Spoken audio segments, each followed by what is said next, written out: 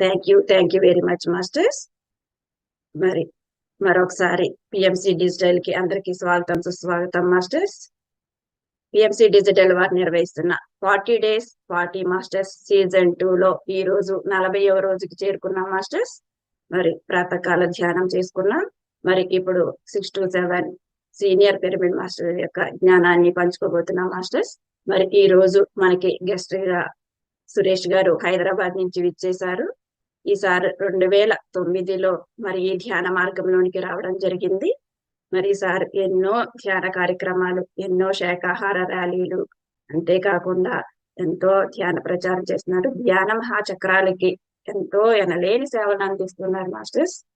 మరి ధ్యాన జగత్ మాసపత్రికకి కూడా మరి విస్తృతంగా ఎన్నో సేవలు అందిస్తూ ఉన్నారు.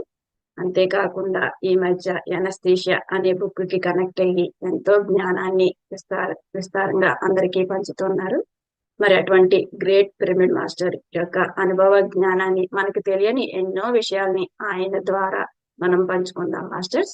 మరి సాదరంగా సార్ని వెల్కమ్ చెప్పుకున్నా. సురేష్ గారు వెల్కమ్ సార్. నమస్తే అండి. నమస్తే మాస్టర్స్. నమస్తే. Continue sir. అందరికి ఆత్మబంధువులకు అందరికి నమస్కారం. నా పేరు సురేష్ అండి. మరి హైదరాబాద్లో ఉంటాను. 2009లో మా కాలనీలోని పులి రామ్మోహన్ రావు గారని మా ఫ్రెండ్ ఉన్నారు. వారి ద్వారా ఈ ధ్యానంలోకి రావడం జరిగింది. సో 2009 తర్వాత క్రమక్రమంగా అంటే వారు ఎక్కడికి వెళ్ళేవాళ్ళు అక్కడికి తీసుకెళ్లేవాళ్ళు. అక్కడ ధ్యానం జరిగేటప్పుడు ఆ క్లాసులు ఎలా నిర్వహిస్తున్నారు, ధ్యానం ఎలా చేయాలి, ఇది మెల్లిమెల్లిగా నేర్చుకొని అలాగా చుట్టుపక్కల కాలనీసు, మళ్ళీ పత్రిసారి ఎప్పుడైతే వస్తారో హైదరాబాద్కి అప్పుడు పత్రిసారిని కలవడము, మళ్ళీ అప్పుడు ధ్యానాంధ్రప్రదేశ్ ఉండేది మ్యాగజైను, అక్కడ వెళ్ళి ఏ పని ఉన్నా కేశవరాజు గారు ఏం చెప్తే అది చేయడము ఇలా జరుగుతూ ఉండేది. సో ఎప్పుడు కూడా అవుట్ ఆఫ్ స్టేషన్ వెళ్ళి చెప్పే అంత ఇంపార్టెన్స్ తెలిసేది కాదు. ఏదన్నా కాలనీలో లేకపోతే మన దగ్గర ఉండేది అలా చేయడము అలవాటు అయ్యేది. కానీ 2011 ఎప్పుడైతే వైజాగ్లో సింహాచలం కొండ కింద ధ్యాన మహాచక్రం పెట్టారో అప్పుడు అందరూ వెళ్ళిపోయారు. నేను మరి వాళ్ళతో కూడా వెళ్ళలేకపోయాను. సో క్రిస్మస్ అయిన తర్వాత 2011లో వాళ్ళంతా రిటర్న్ అవుతున్నారు. సో వాళ్ళు రిటర్న్ అయ్యేటప్పుడు ఫోన్ చేశారు, నువ్వు రాలేదేమి అనేసి. సో అప్పుడు సరే మరి ఎలాగన్నా ఒక రోజన్నా వెళ్ళాలి అని నేను నిర్ణయించుకొని మరి ఇంట్లో చెప్పేసి లాస్ట్ 2 రోజులు ఉందాము అని బయలుదేరాను. సో ఆ 2 రోజులు అంటే 30, 31 ఆ 2 రోజులు ఆ ధ్యాన మహాచక్రంలో కలుద్దాము అందరితో. ఎలా ఉంటుంది ఇంతవరకు సామూహిక శక్తి ఎలా ఉంటుంది తెలియదు నాకు. సో అలాగా ట్రైన్లో బుక్ చేసుకోవడం, వెళ్ళడం జరిగింది. ఈ అనుభవము నా జీవితాన్ని మార్చేసింది. ఫస్ట్ టైం ధ్యాన మహాచక్రంలో పాల్గొనడం అనేది. సో ఇది day time train. So day time బయలుదేరి రాత్రి అక్కడికి వెళ్ళేసరికి ఎర్లీ మార్నింగ్ ట్రైన్ నుంచి లేచేసరికి పక్కన ఒక స్టేషన్ ఉంది అనపర్తి అని. ఆ పక్కన చూసేసరికి ప్లాట్ఫామ్ పక్కన రోడ్డు, ఆ రోడ్డు పక్కన బజారు పెట్టారు. ఆ రోజు మొత్తము మూగ జీవాల యొక్క శవాలు ఉన్నాయి. రోడ్డుకు మొత్తం ఒక సైడ్, మొత్తం తలలన్నీ ఒక సైడు, మొండ్యాలన్నీ ఒక సైడు అలా ఏలాడేస్తున్నాయి. కాళ్ళన్నీ కింద పెట్టినారు. మొత్తము రకరకాల జీవుల యొక్క అన్ని శవాలు అక్కడ ఉన్నాయి. ఈ పొద్దుటి ఇదేం దృశ్యం నాయనా అని మళ్ళీ కళ్ళు మూసేసుకున్నా. సో నెక్స్ట్ స్టేషన్ వచ్చింది, వైజాగ్ దిగినాము, వెళ్ళిపోయినాము. వెళ్ళిపోతే దాదాపు 11 అలా అయింది టైము. సో వెళ్ళి భోంచేసుకొని మధ్యాహ్నం పూట ధ్యానం స్టార్ట్ అయింది. స్టేజ్ మీద పత్రిసార్ ఉన్నారు. సో అప్పుడు అంతగా పరిచయం లేదు, ఎక్కడన్నా చూస్తే అంతేగాని సార్తో అంత క్లోజ్ లేదు. సో వెళ్ళాము. ధ్యానం అయిన తర్వాత, భోజనం అయిన తర్వాత ధ్యానంలో కూర్చొని పెట్టారు సార్.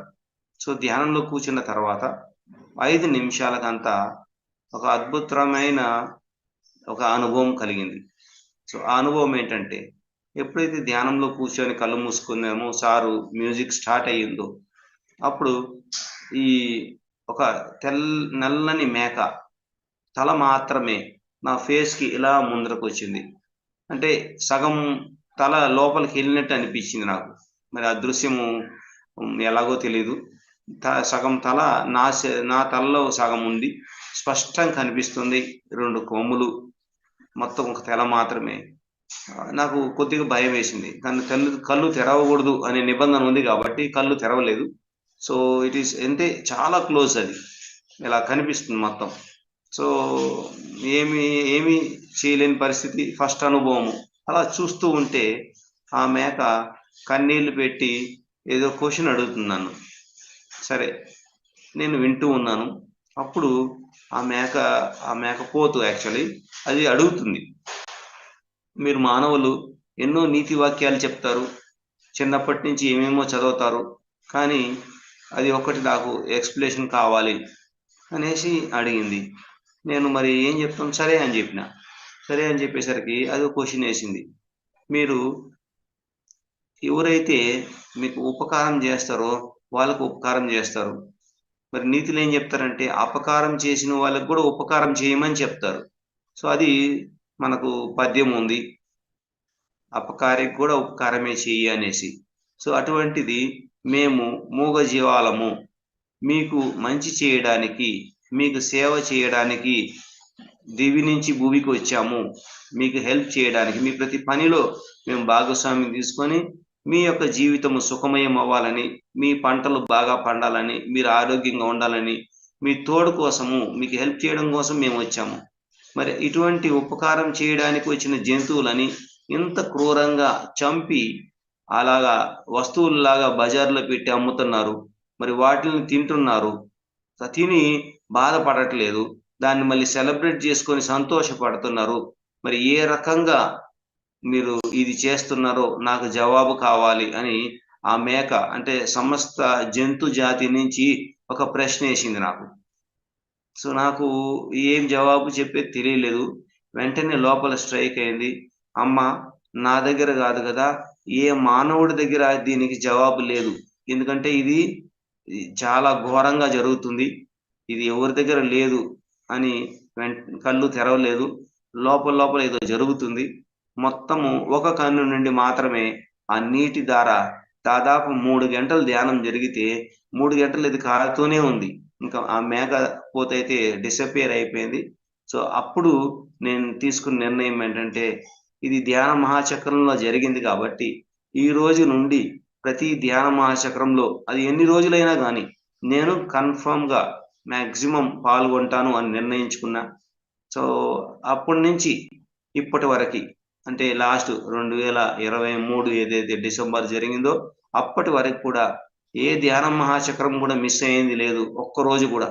సో ప్రతిరోజు అక్కడికి వెళ్ళాలి, చేయాలి. సో ఏదో మనకు తెలిసిన, ఎందుకంటే ఆ ధ్యాన మహాచక్రంలో నాకు ఈ మార్పు వచ్చింది కాబట్టి మరి ఎక్కడ వీలైతే అక్కడ శాకాహార ర్యాలీలు కానీ ఆ మూగ జీవాల తరపున గొంతెత్తేవాడు కావాలి, అది తెలియజేసే వాళ్ళు కలవాలి. ఎందుకంటే చిన్నప్పుడు తెలియక తింటాము, పెద్దవాళ్ళు కూడా మూర్ఖంగా ఆ లైఫ్ అంటే జీవితం యొక్క విలువ తెలియకుండా వాటిని చంపి పెడుతున్నారు. మంచిది ఆరోగ్యం అనేసి ఒక జీవిని చంపి పెట్టడం అనేది ఎంత ఈ క్రూరమైనది. మనం జీవించడానికి వాటి ప్రాణాలు తీయడము అనేసి అవగాహన లేకుండా వీళ్ళు పెడుతున్నారు, వాళ్ళు తింటున్నారు. కానీ ఎప్పుడైతే ఒక 10 సంవత్సరాలు అవుతుందో వాళ్ళకి అది తెలియాలి. బయట తిరుగుతున్నారు కాబట్టి మెల్లిమెల్లిగా ఎడ్యుకేషన్, వాళ్ళ కాళ్ళ మీద వాళ్ళు నిలబడే ఇది మళ్ళీ జ్ఞానం వస్తుంది కాబట్టి ప్రతి ఒక్కరు అర్థం చేసుకోవాలి, నేను జీవించడానికి వేరే వాళ్ళ ప్రాణం తీయాల్సిన అవసరం ఉందా, లేకపోతే సహజంగా దొరికే మనకు ఆకుకూరలు, కూరగాయలు, ఇవి పప్పు దినుసులు ఇవి తినాలా అనేది మనకు తెలియాలి. పెద్దవాళ్ళకి తెలియకపోతే చిన్న వాళ్ళకన్నా తెలియాలి. మరి ఇటువంటిది ప్రతి ఒక్క ఇంటికి ధ్యానం వెళ్ళాలి, ప్రతి ఒక్కరూ శాకాహారం తీసుకోవాలి అనుకున్నప్పుడు ఈ భూమి దివ్యంగా అవ్వాలి అంటే ఏకైక మార్గము ఏదైతే ఉందో అది శాకాహారం తీసుకోవాలి. ఆ మూగజీవులు మన కోసం మనం పొలాల్లో పండించుకుంటున్నాము, దానికి హెల్ప్ చేస్తున్నాయి, పంటల్లో పనిచేస్తున్నాయి, మన ట్రాన్స్పోర్ట్కి పనిచేస్తున్నాయి, రకరకాలుగా మనకు హెల్ప్ చేయడానికి వచ్చినవే ఈ జంతువులు. సో మనం అది తెలుసుకోకుండా ఇంత ఇలాగ చేస్తున్నాం కాబట్టి ఈరోజు భూమి మీద ఏమైతే పరిణామాలు జరుగుతున్నాయో ఇవన్నీ కూడా వాటి యొక్క కర్మ ఫలితము. ఎవరు ఎక్కడన్నా ఉన్నాయి కాక భూమి మీద వాళ్ళు ఆ ఫలాన్ని ఖచ్చితంగా అనుభవించి తీరాల్సిందే. సో ఏ రోజైతే మానవుడు తెలుసుకుంటాడో హింస కాదు అహింసతో జీవించాలి అన్నప్పుడు అతనిని లేకపోతే అతని కుటుంబాన్ని ఎవరి కర్మని బట్టి వాళ్ళు చేసిన ధర్మమే వాళ్ళని కాపాడుతుంది. సో 2009 నుంచి మళ్ళీ ఆ 2011 నుంచి మహా అద్భుతమైన ప్రయాణం జరుగుతుంది.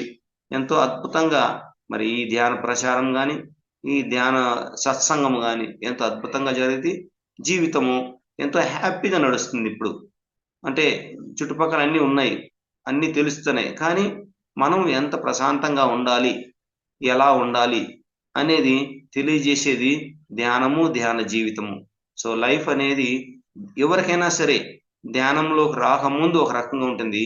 ధ్యానం చేసి ఒక 40 రోజులు ఎప్పుడైతే మనము ఆ ధ్యానాన్ని లోపలికి తీసుకుంటామో తద్వారా స్వాధ్యాయము సజ్జన సాంగత్యం అవుతాయి. అవి రెండు చేసినప్పుడు ఎంత జ్ఞానం వస్తుందో, అందరితో కలిసిమెలిసి ఉంటామో అప్పుడు జీవితంలో ఇంకొక వైపు మనం చూస్తాము, అది కూడా మనమే. ఒకవైపు తెలియకుండా అజ్ఞానంలో ఉన్న మనము ఏమేం చేశామో తర్వాత సరి చేసుకుంటాం మెల్లిమెల్లిగా, ఏమేమి చేయకూడదు, ఇంకా కొత్తవి ఏమి నేర్చుకోవాలి. మరి ఈ ప్రయాణంలో ఎంతో అద్భుతమైన జ్ఞానం వస్తుంది. మరి మన యొక్క ధ్యానాన్ని మరి స్వాధ్యాయాన్ని సజ్జన సాంగత్యాన్ని బేస్ చేసుకొని జాగ్రత్తగా మాట్లాడడము, ఎక్కువగా మౌనం ఉండడము, ఎంత అవసరమో అంతే, ఎవరితో ఎంత కలవాలి అంతే, ఇది మధ్య మార్గం కిందికి వస్తుంది. బుద్ధ భగవానుడు చెప్పింది. సో ఎంతో లిటరేచర్ ఉంది, ఇంకా ఎంతెంతో ఉంది. సో అనస్తాషియా మేడం వాళ్ళు ఏం చెప్తారు అంటే, ఎప్పుడైతే మనిషి తనకు తాను మారాలి అనుకుంటాడో అప్పుడు మాత్రమే ఈ బాహ్య ప్రపంచంలో ఉండే ఏదన్నా సరే పనికొస్తుంది. సో మెయిన్ ఏంటంటే మనము మారాలి అనుకున్న ఆ యొక్క సంకల్పంతోనే మనం మారతాం, కానీ బయట ఏమి జరిగినా ఎంత జరిగినా మనిషిలో చలనం ఉండదు. So everything depends on us, అంటే మన మీదనే ఆధారపడి ఉంది. ఎంతో మంది గురువులు వచ్చారు, ఎంతో మంది వెళ్ళిపోయారు, కానీ మనం మారలేదంటే మనలో ఆ సంకల్పం లేదు, నేను మారాలి అని. ఇంకా సమయం రాలేదు. సో ఇప్పుడు సమయం వచ్చింది. ఎంతో మంది గురువులు మరి పిఎంసి ద్వారా అయితే కొన్ని లక్షల మంది మారిపోయారు. సో ఇది ఒక మంచి అవకాశంగా తీసుకొని ప్రతి ఒక్కరూ కానీ ఏదో ఒక దాంతో ధ్యానంలోకి వచ్చి శాకాహారులు అయిపోతే కంప్లీట్ గా వాళ్ళకి కావాల్సిన జ్ఞానము, వాళ్ళకు ఫుల్ సపోర్టు అన్ని ఇప్పుడు సమాజంలో విరివిగా ఉంది. కాబట్టి 24 గంటలు ఎక్కడో ఒక చోట ఏదో ఒక జూమ్ లో ధ్యానం జరుగుతుంది, సత్సంగం జరుగుతుంది, సత్యంతో కలిసి ఉంది. మరి ఇంత అద్భుతమైన కాలము మళ్ళీ వస్తుందో తెలియదు. కాబట్టి ప్రతి ఒక్కరూ కూడా దీన్ని సద్వినియోగపరుచుకొని ఈ జీవితాన్నే ఆఖరి జన్మ చేసుకోవాలని కోరుకుంటూ మరి అద్భుతంగా మరి ఈ యొక్క పిఎంసి ఎంతో అద్భుతంగా నడుస్తుంది. ప్రతి ఒక్క చోట ప్రభంజనం వస్తుంది, ప్రజల్లో ఆ మార్పుని తీసుకొస్తుంది. సో ఇప్పుడు అది డిజిటల్ మాధ్యమంగా వచ్చింది కాబట్టి మరింత విస్తారమయ్యి ప్రతి గడపకి ప్రతి ఇంటికి వెళ్ళే అవకాశం ఉంది డిజిటల్ అన్నాక. సో మరి ఈ టెక్నాలజీని వాడుకొని మరి నాకు కూడా ఇంత అద్భుతమైన అవకాశం ఇచ్చారు. ఈరోజు మరి మనము ధ్యానం తర్వాత మనకు శక్తి వస్తుంది, ఎందుకంటే లెర్నర్స్ అని అంటున్నారు కాబట్టి కొంచెం బేసిక్స్కి వెళ్దాము. ఎక్కడైనా సరే ఏ పనికైనా సరే ఫండమెంటల్స్ కానీ బాగా కానీ కుదుట పడితే దాని మీద ఎంత పెద్ద బిల్డింగ్ అని కట్టుకోవచ్చు. సో ఫండమెంటల్స్ చాలా చాలా ఇంపార్టెంట్, బేసిక్స్ అనేది చాలా చాలా ఇంపార్టెంట్. సో ధ్యాన ప్రక్రియ అనేది ఈ యొక్క సత్యం యొక్క ఫండమెంటల్ గా మనం భావిస్తాము. ఎవరైతే సత్యాన్ని ఉన్నది ఉన్నట్టు చక్కగా గ్రహిస్తారో వాళ్ళ అణువులో ఆ బేసిక్స్ అనేవి నాటుకుపోతాయో వాళ్ళకి జీవితంలో ఎప్పుడు ఏ ప్రాబ్లమ్స్ వచ్చినా సరే ఇంకా బయట వెతుక్కోకుండా ఆ మూలాలకు వెళ్తారు. మూలాలకు వెళ్ళిన వెంటనే ఏదో ఒక ప్రేరణ లేకపోతే లోపలుండే ఆ ఇన్ఫర్మేషన్ జ్ఞానం అనేది వస్తుంది. తద్వారా వాళ్ళ జీవితంలో ఒక పరిష్కారం లభిస్తుంది. సో ఇక్కడ ఎవరు ధ్యానం చేసినా ఈ సైంటిఫిక్ గా ఒకటే రకంగా ఉంటుంది. ఇంచుమించు కొంచెం తేడా ఉండొచ్చు వాళ్ళ గత జన్మల యొక్క ప్రభావం చేత, కానీ ఇంచుమించు సైన్స్ అనేది ఒకటే రకంగా ఉంటుంది. ఫస్ట్ ఎప్పుడైతే మనము పాదాల నుండి క్రాస్ చేసుకుంటాము, చేతుల్లో చేతులు వేలల్లో వేలు పెట్టుకుంటాము, తర్వాత కళ్ళు మూసుకుంటాం. మూసుకొని ఎప్పుడైతే మన శ్వాసను మనం గమనిస్తామో అప్పుడు ఉండే ఆలోచనల కన్నా ఇంకా ఎక్కువ ఆలోచనలు మొదలైతాయి. సో ఆలోచనలు మెయిన్గా 2 రకాలుగా ఉంటాయి. కొన్ని పనికొచ్చే ఆలోచనలు, కొన్ని పనికిరాని ఆలోచనలు. అదేలాగా పాస్ట్కు సంబంధించిన ఆలోచనలు, ఫ్యూచర్కు సంబంధించిన ఆలోచనలు, ఏం చెయ్యాలి ఏమని, ఇవి జనరల్గా అందరికీ వస్తాయి. సో ఎప్పుడైతే మనకు బుద్ధ భగవానుడు చెప్పినట్టు, అయితే మాస్టర్లు చెప్పినట్టు, పత్రి సార్ చెప్పినట్టు మన శ్వాసనే మనం గమనిస్తూ ఉన్నాం అనుకోండి, మెల్లమెల్లగా అది సాధనగా మారి, ఆ సాధనలో ఫస్ట్ కొంచెం ఒడిదొడుకులైనా తర్వాత మెల్లమెల్లగా మనకు కావలసిన ఆలోచనలు మాత్రమే ఉండి మిగిలిన నెగటివ్ మొత్తము స్వీప్ అయిపోతుంది మెల్లమెల్లగా. తర్వాత పాస్ట్, తర్వాత ఫ్యూచరు, ఇవి కూడా తొలగిపోతాయి. సో ఒకానొక అద్భుతమైన క్షణంలో మనం ప్రజెంట్ మూమెంట్లో ఉంటాము. ఆ ప్రజెంట్ మూమెంట్ దాటిన తర్వాత ఫిల్టర్ కాబడిన ఆలోచనలు, అంటే మన జీవితంలో ఏవైతే అవసరమో 1-2 ఆలోచనలు మాత్రమే మిగులుతాయి. మిగతా అంతా కూడా ధ్యానంలో కొట్టుకుపోతాయి. సో ఎప్పుడైతే ఈ 40 రోజులు ధ్యానం చేస్తామో మనకు ఒక క్లారిటీ వస్తుంది. ఎందుకంటే స్టార్ట్ అయినప్పుడు ఎలా ఉంది, 40 రోజులు ఎండ్ అయిన తర్వాత ఎలా ఉంది. ఈ యొక్క ధ్యానాన్ని మనం ఒక సైంటిఫిక్గా ఎక్స్పెరిమెంట్ చేస్తూ వస్తే ఎప్పుడైతే ఆ జీరో స్టేట్ వచ్చి ఆ పాజిటివ్ 1-2 ఆలోచనల కాడికి వచ్చి ఆగిపోయిందో అప్పుడు మనం గుర్తు చేసుకోవాల్సింది ఏంటంటే ఏమేమి అనుభవం పొందాము అని ఏ రోజుకి ఆ రోజు మనం రాసుకుంటూ ఉండాలి. ఎన్నో అనుభవాలు, 8 రకాల అనుభవాలు పత్రిసారి చెప్పడం జరిగింది. తల బరువు ఎక్కడము, తర్వాత తేలిక అవడము, జర ఏదో పాకుతూ ఉన్నట్టు అనిపించడము, ఇవన్నీ ఆలోచనలు ఏవో కనిపించడము. సో ఈ ఆలోచనలు మనం ఎప్పటికప్పుడు రాసుకుంటూ ఉండాలి.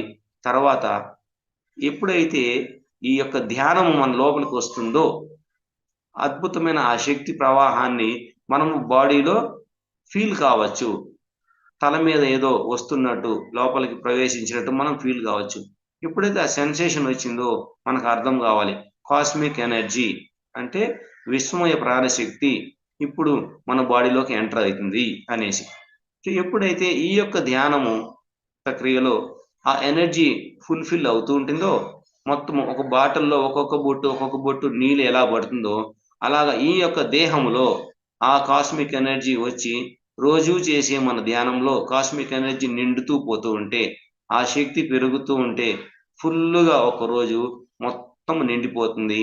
ఇంకా దానికి బయటకు వచ్చే అవకాశం లేదు. కాబట్టి కానీ ఇంకా మనం ధ్యానం చేస్తున్నాము, అప్పుడు ఏదైతే వీక్ పాయింట్ ఉందో ఈ యొక్క శరీరంలో దాన్ని త్రినేత్రం అంటాము. ఈ మధ్యలో భూమధ్య భాగము అది బరస్ట్ అయ్యి బయటకు వస్తుంది.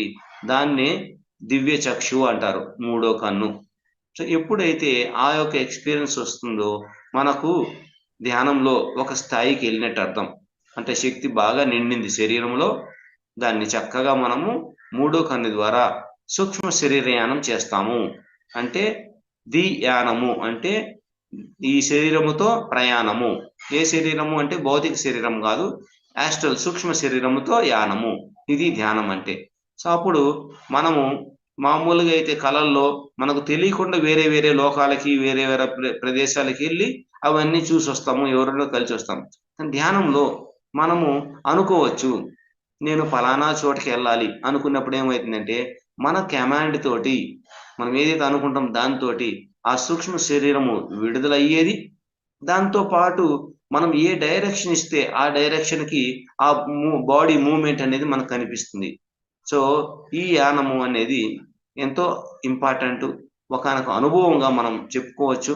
చక్కగా అన్ని లోకాలు ఒకటి తర్వాత ఒకటి వెళ్ళి చూసేసి మళ్ళీ ఎప్పుడైతే క్లోజింగ్ ఉంటుందో, అందుకే నిదానంగా మన మాస్టర్స్ ఒక క్రమ పద్ధతిలో ఒక క్రమ సంఖ్యలో ఇంకా 5 minutes ఉంది, ఇంకా 1 minute ఉంది, ఇప్పుడు ఇంకా కళ్ళు తెరిచే సమయం వచ్చింది కాబట్టి మీరు సహజంగా ఈ లోకానికి వచ్చేయాలన్నప్పుడు మన యొక్క ఆ సూక్ష్మ శరీరాన్ని మెల్లిగా ఆలోచనతోటి మళ్ళీ వెనక్కి తీసుకొచ్చేసి క్రమ పద్ధతిగా మనము ఆ కళ్ళు తెరవడము, మళ్ళీ ఈ లోకంలో మన పని చేసుకోవడం జరుగుతుంది. సో ధ్యానము అంటే ఓన్లీ ఈ ఫిజికల్ బాడీతో ఆస్ట్రల్ ట్రావెల్ కూడా చేసి చక్కగా ఆస్ట్రల్ బాడీతో ఆస్ట్రల్ ట్రావెల్ చేసిన తర్వాత వచ్చిన ఆ అనుభవాన్ని కూడా తీసుకొని ఈ యొక్క జీవితంలో మనకి ఏమేమి కావాలో ఈ జ్ఞానాన్ని కూడా జోడించి మనం చేసే పనులు, మనకు వచ్చే అనుభవాల్ని మనము ఇంకా బాగా ఎక్స్ప్లోర్ చేయొచ్చు. సో ఎప్పుడైతే ధ్యానం వచ్చింది, శక్తి బాగా వచ్చింది, మరి మూడో కన్ను వచ్చింది, తర్వాత ఆస్ట్రల్ ట్రావెల్ చేస్తున్నాము, శక్తి బాగా వచ్చింది, మరి శక్తి ఉపయోగించుకునే విధానం మనకు తెలియాలి. ఎలాగా అంటే ప్రతి ఒక్కరికి శక్తి వస్తుంది, అంటే ధ్యానం వల్ల శక్తి, కానీ ఆ శక్తిని ఉపయోగించుకునే విధానము ఎంతో అద్భుతంగా ఉండాలి. అక్కడ మనకు ఈ స్పిరిచువల్ సొసైటీ మూవ్మెంట్ లో ఎంతో అద్భుతమైన చాప్టర్ ఓపెన్ అవుతుంది శక్తి వచ్చిన తర్వాత. అదే బుద్ధత్వము, బంధ్య మార్గము, బుద్ధ భగవానుడు చెప్పిన అష్టాంగ మార్గము మనకి ఇక్కడ పనికొస్తుంది. ఎందుకంటే ఎంతో మందికి ధ్యానం చేసిన తర్వాత శక్తులు వస్తాయి. వచ్చిన తర్వాత ఆ శక్తిని సరి అయిన మార్గంలో పెట్టగలిగితే మనం బుద్ధుడవుతాము. సరికాని పద్ధతిలో కానీ పెడితే మళ్ళీ కష్టాలు మనం కొని తెచ్చుకున్న వాళ్ళు అవుతాము. కాబట్టి జ్ఞానం అనేది చాలా చాలా ఇంపార్టెంట్. ఈ యొక్క ఆధ్యాత్మిక ప్రయాణంలో శక్తి అందరికీ వస్తుంది. ధ్యానం ఎవరెవరు చేస్తారో అందరికీ శక్తి వస్తుంది. కానీ వినియోగంలో దాన్ని ఎలా వాడుకోవాలి అని తెలిసి తెలియక ఉన్న వాళ్ళకి ఒకే ఒక సెకండ్లో మీరు 40 రోజుల ధ్యానాన్ని కోల్పోవచ్చు. 40 సంవత్సరాల ధ్యానాన్ని కూడా ఒక్క క్షణంలో కోల్పోవచ్చు. అంత ప్రమాదకరమైనది. ఎందుకంటే జ్ఞానం లేకుండా ఉంటే అదే పరిస్థితి మనం ఎదుర్కోవాల్సి వస్తుంది. మీరు ముందు మనము ఏది మాట్లాడినా చెల్లుతుంది, దానికి అంతగా పట్టించుకోరు. కానీ ధ్యానం చేసి శక్తివంతులైన తర్వాత ప్రతి మాట కూడా రామబాణం లాగా తయారవుతుంది. మీ మాట ఎదుటి వాళ్ళని స్పందింపలేక చేస్తుంది, వాళ్ళ జీవితాల్లో మంచి తెస్తుంది. అటువంటప్పుడు మన ప్రతి మాట కూడా ఎంకరేజ్మెంట్ గా ఉండాలి, అందరినీ సరి సమానంగా చూసే విధంగా ఉండాలి, స్ఫూర్తిదాయకంగా ఉండాలి. అటువంటప్పుడే ఆ మాటలే మాట్లాడాలి, లేకపోతే మౌనంగా ఉండాలి. ఇది చాలా చాలా ఇంపార్టెంట్. ఎప్పుడు మనము ధ్యానం వచ్చి ఆ స్థితికి వస్తామో క్రమక్రమంగా మన యొక్క మాటలు తగ్గించుకోవాలి. కలిసే పరిస్థితులను కూడా మనము గుర్తుగా గమనిస్తూ ఏమి నేర్చుకోవాలని నేర్చుకుంటూ జీవితంలో అద్భుతమైన పాఠాలు నేర్చుకోవాలి. ఎందుకంటే ఇక్కడ ప్రలోభాలకు వెళ్ళి ఎన్నెన్నో మార్పులు చెందే అవకాశం ఉంది. గత జన్మల్లో మనం ఇవన్నీ ప్రాక్టీస్ చేశాం కాబట్టి ఈ జన్మలో బ్రహ్మర్షి పితామహ పత్రిజీ గారి యొక్క గైడెన్స్ తోటి మనం ఉన్నాం కాబట్టి చాలా జాగ్రత్తగా మనకి 18 ఆదర్శ సూత్రాలలో 3 అంటే ధ్యానము, తర్వాత స్వాధ్యాయము, మూడోది సజ్జన సాంగత్యం అయిన తర్వాత వచ్చే అద్భుతమైన 4వ యొక్క పాయింటే మౌనము. అంటే వీలైనంత మౌనాన్ని మనం పాటించాలి. ఎక్కడికో వెళ్ళి చేయడం కాదు, మనం చేసే పనిలోనే.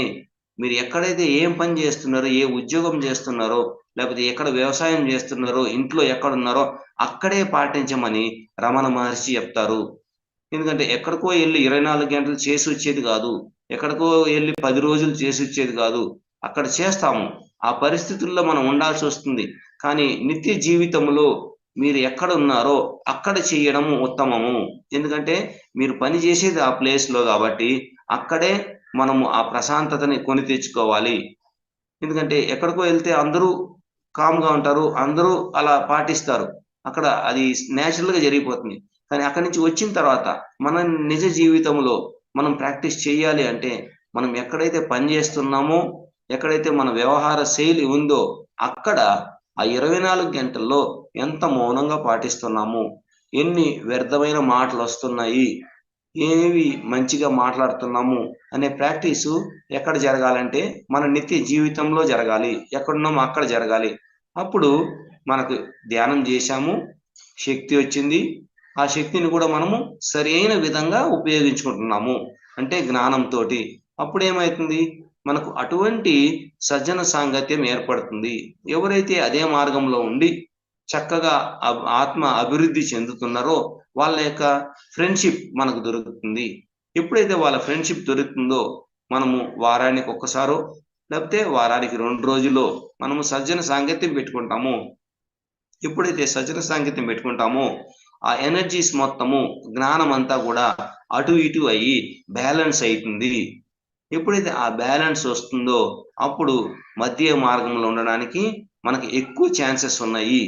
ఏదైతే మనం ఆఫ్ ద ట్రాక్ వెళ్తామో అది మన ఫ్రెండ్స్ లేకపోతే ధ్యాన మిత్రులు వాళ్ళు మనకు అది సరి చేస్తారు.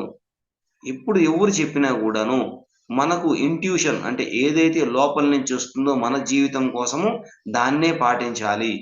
వినడం అందరి దగ్గర వింటాము, కానీ పాటించేది ఆచరించేది వచ్చేసరికి మెయిన్ ఇంపార్టెన్స్ ఎవరికి ఇస్తామంటే మనకు మనమే ఇచ్చుకుంటాము. ప్రతి ఒక్కరు కూడా వాళ్ళ ఇంట్యూషన్ అంటే వాళ్ళ అంతర్ వాణి ఏదైతే ఉందో చెప్తుందో దాన్ని మాత్రమే పాటించాలి. ఎందుకంటే మన ప్రణాళిక మన యొక్క ఆత్మ యొక్క ప్రణాళిక మన దగ్గరే ఉంది. ఏ ఒక్క ఆత్మ ప్రణాళిక ఇంకొక ఆత్మ ప్రణాళికతో కలవదు. ఎవరెవరి లైఫ్ డిజైన్ వాళ్ళు ఉంది కాబట్టి మనం చెప్పినట్టే మన ఆత్మ చెప్పినట్టే నడుచుకోవాలి. అది మంచి కావచ్చు చెడు కావచ్చు మనకు తెలియదు, కానీ ఎప్పుడైతే ఆ యొక్క అనుభవం వచ్చి 2-3 సార్లు అర్థమవుతుందో అప్పుడు మనకి అనుభవ జ్ఞానం వస్తుంది. అవును, ఆ రోజు ఈ డెసిషన్ తీసుకున్నాను, ఈ డెసిషన్ తీసుకోవడం వల్ల ఇది రిజల్ట్ వచ్చింది. సో మనమే డిసైడ్ చేసుకోవాలి, అది ఆ అనుభవం రావాలి. మరి ఎంతో అద్భుతంగా మనకి ఈ యొక్క 18 ఆదర్శ సూత్రాలు ఒక ఫౌండేషన్ ఇచ్చారు పత్రి సారు. ప్రతి ఒక్కరు కూడా ధ్యాన జగత్ మ్యాగజైన్లో ప్రతి నెల ఇది వేస్తారు.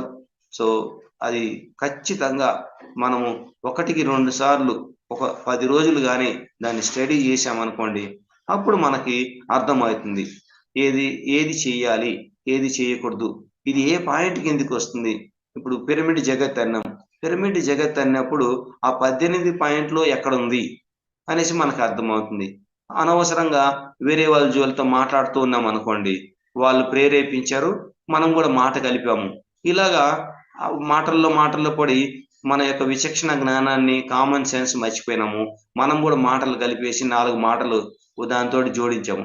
అప్పుడు వెంటనే మనకు అర్థం కావాలి, నేను ఆఫ్ ద ట్రాక్ వెళ్తున్నాను.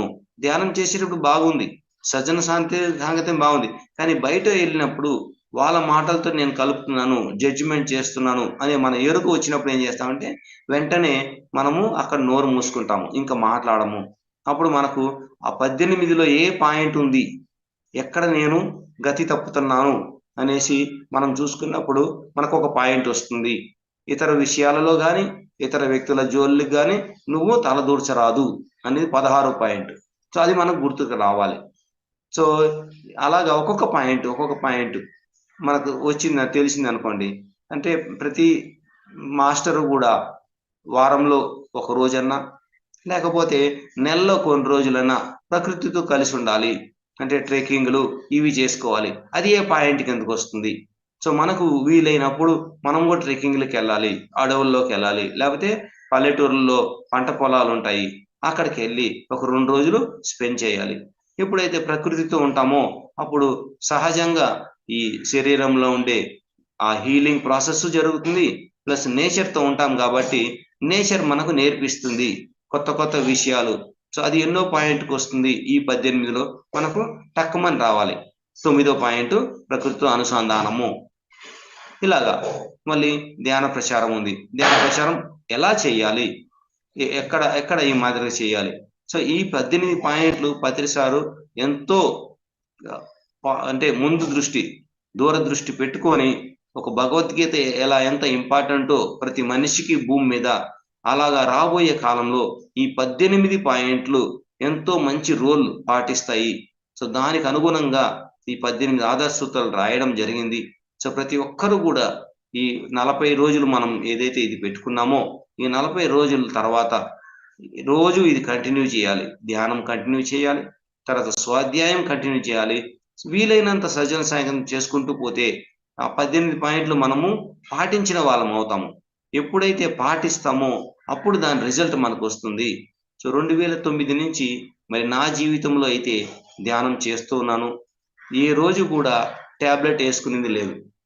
ఎందుకంటే నో హాస్పిటల్ నో డాక్టర్ అనే ఒక పాయింట్ ఉంది మనకి. అలోపతి పూర్తిగా మనము పక్కన పెడతాము. ఏదైనా అయితే ధ్యాన శక్తినే మనం వాడుకుంటాము.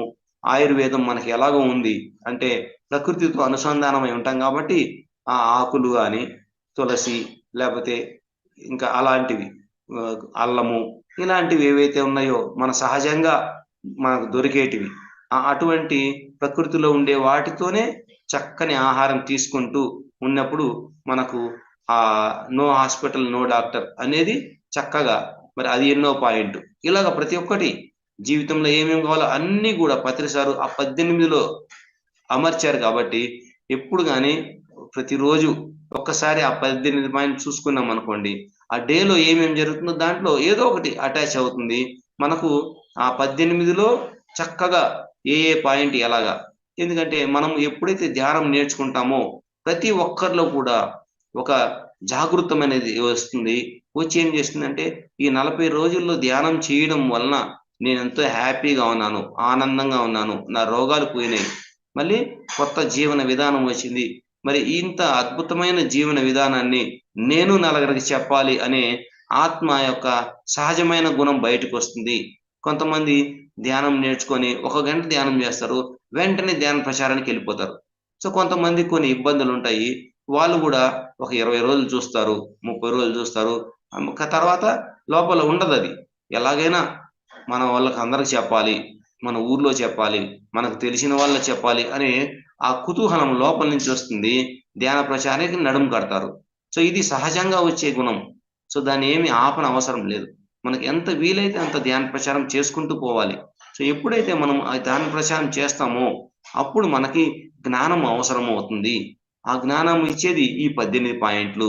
ఎందుకంటే మనం ఆచరించాం కాబట్టి, అందరి దగ్గర నేర్చుకున్నాం కాబట్టి ఈ 18 పాయింట్ల యొక్క బేసిస్ తోటి మనం చక్కగా అది ఇంప్లిమెంట్ చేస్తూ వాళ్ళకి కొత్త కొత్త విషయాలు చెప్తూ ఉన్నాం అనుకోండి, వాళ్ళకి ఇంట్రెస్ట్ బాగా వస్తుంది. ఓహో, ధ్యానం వల్ల ఇన్ని లాభాలు ఉన్నాయి అంటే. చిన్న పిల్లలకు కూడా 11వ పాయింట్, పిల్లలకు చిన్నప్పటి నుండి ధ్యాన ప్రశిక్షణ ఇవ్వండి. అప్పుడు ఏమవుతుంది, ప్రతి ఇంట్లో ఒక ప్రహ్లాదుడు, ఒక మార్కండేయుడు, ఒక అయ్యప్ప స్వామి, ఒక ఆంజనేయ స్వామి, ఒక వెంగమాంబ ఇలా తయారవుతారు. ఎప్పుడైతే చిన్నప్పుడే సత్యాన్ని మీరు ఇచ్చారంటే ఆ చిన్నప్పటి నుంచే వాళ్ళు వాళ్ళ యొక్క జీవిత విధానంలో ఈ ధ్యానాన్ని యాడ్ చేసుకుంటారు. ఏ సమస్య వచ్చినా పెద్దప్పుడు ఎవరిని అడగరు, జస్ట్ కళ్ళు మూసుకుంటారు, వాళ్ళ లోపలికి వెళ్తారు, చక్కగా దానికి ఆన్సర్ తెచ్చుకుంటారు, వాళ్ళ సమస్యలను వాళ్ళే పరిష్కరించుకుంటారు. సో ఈ 11వ పాయింట్లో మన ఇంట్లో ఉండే పిల్లలకి అందరికీ మరి ఇంకొక పాయింట్ చెప్తారు, మీరు చెప్తే వాళ్ళు వినరు. మరి ఏం చేయాలి పిల్లల దగ్గర? మనం కూర్చుంటూ ఉంటే 1 అవర్ 2 అవర్ మనల్ని చూసి మనం ఏ ఫ్రెండ్స్తో కలుస్తున్నాము, మన సమాజం ఎలా ఉంది, మనం ఏ ఆహారం తీసుకుంటున్నాము, ఇది పిల్లలు గమనిస్తూ ఉంటారు కాబట్టి ఆటోమేటిక్గా వాళ్ళ లోపలికి ఆ జ్ఞానం వెళ్ళిపోతుంది. వాళ్ళు కూడా అటువంటి ఫ్రెండ్స్నే ఎంచుకుంటారు, అటువంటి ఆహార విధానాన్ని ఎంచుకుంటారు. మనం ప్రశాంతంగా అయినాం కాబట్టి వాళ్ళు కూడా ఆ ప్రశాంతతను కోరుకుంటారు కాబట్టి ఆటోమేటిక్గా వాళ్ళకి ఏదైనా సమస్య వచ్చినా రాకపోయినా సమయం వచ్చినప్పుడు వాళ్ళు కళ్ళు మూసుకొని కూర్చుంటారు. అంటే మన జీవన విధానాన్ని గమనిస్తూ వాళ్ళ జీవనం మారుతుంది. సో అటువంటప్పుడు ఎక్కువ చెప్పాల్సిన అవసరం లేదు.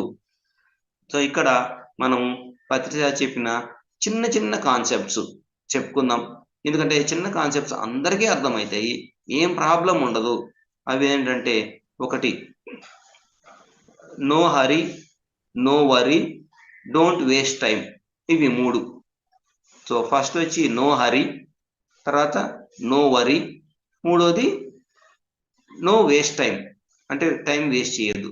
నో హరీ అంటే ఏంటంటే ఆధ్యాత్మికతలో బాగా గుర్తుపెట్టుకోండి, ఎప్పుడు కూడా షార్ట్ కట్లు ఉండవు. ఎందుకంటే 40 రోజులు ఎందుకు ధ్యానం చేయమంటారు అంటే ఒక సాధన అనే మార్గంలో మనం పడతాము. ఎప్పుడైతే ఒక సాధన మార్గంలో పడతామో చక్కగా మెల్లిమెల్లిగా ప్రతిరోజు 1 గంట సేపు అనుకున్నాం అనుకోండి, క్రమం పద్ధతిలో అది పాటిస్తాం కాబట్టి ఏమవుతుందంటే అది అణువులో ఒక భాగం అయిపోతుంది, ఒక అలవాటుగా మారుతుంది, ఒక మంచి అలవాటు, ఒక గుడ్ హ్యాబిట్. ఎప్పుడైతే గుడ్ హ్యాబిట్గా అవుతుందో ఆ ధ్యానం చేస్తే కానీ మనకు కుదరదు, అది మంచిదే.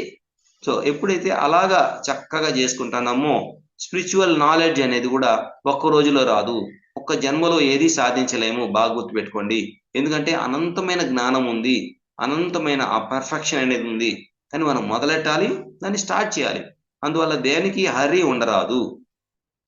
ప్రతి క్షణము, ప్రతి నిమిషము, ప్రతి ఒక గంట కూడా మనము నేర్చుకుంటూనే ఉంటాము. అంటే కొత్త కొత్త విషయాలు. సో ఇది ఒక లెంతీ ప్రాసెస్. కాబట్టి ఒక జన్మలో ఒకడు అని నేర్చుకోలేడు. ఎందుకంటే స్పిరిచువాలిటీ అంత పెద్దది.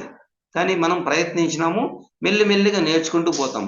సో కొంత సమయం అయిన తర్వాత మనకే తెలుస్తుంది, ఓహో రాకముందే నాకు ఇంత తెలిసింది, ఇదే వాస్తవము, వచ్చిన తర్వాత ఇంత తెలిసింది, మరి ఇంకా కొంచెం నేర్చుకోవాలి అనే ఆ పందాతో ప్రతిరోజు మనము కొంచెం కొంచెం నేర్చుకుంటూ ఉంటాం. సో దేనికి కూడా హరి పడాల్సిన అవసరం లేదు. సో ఎక్కడ అంటే హరి పడాలి, ఏ డెసిషన్ మనము తొందరగా తీసుకోవాలి, ఎక్కడ మనం నిదానంగా ఉండేది అనేది కూడా మళ్ళీ బుద్ధికి సంబంధించింది. ఏదైనా అన్నదానం కానీ, లేకపోతే ఇంకా ఏదన్నా మనసుకు సంబంధించిన డెసిషన్స్ ఏవైతే ఉన్నాయో అక్కడ మనము ఫాస్ట్గా రియాక్ట్ అవ్వాలి. మరి ఆధ్యాత్మికంగా ఏదైతే ఉన్నాయో అక్కడ బుద్ధి పెట్టి స్లోగా చేయాలి. ఎందుకంటే మనసు చంచలమైంది కాబట్టి ఒకటి అనుకుంటాము, వెంటనే దానికి చేయకూడదు అనేది వస్తుంది. సో అక్కడ మనం అది చేసేయాలి.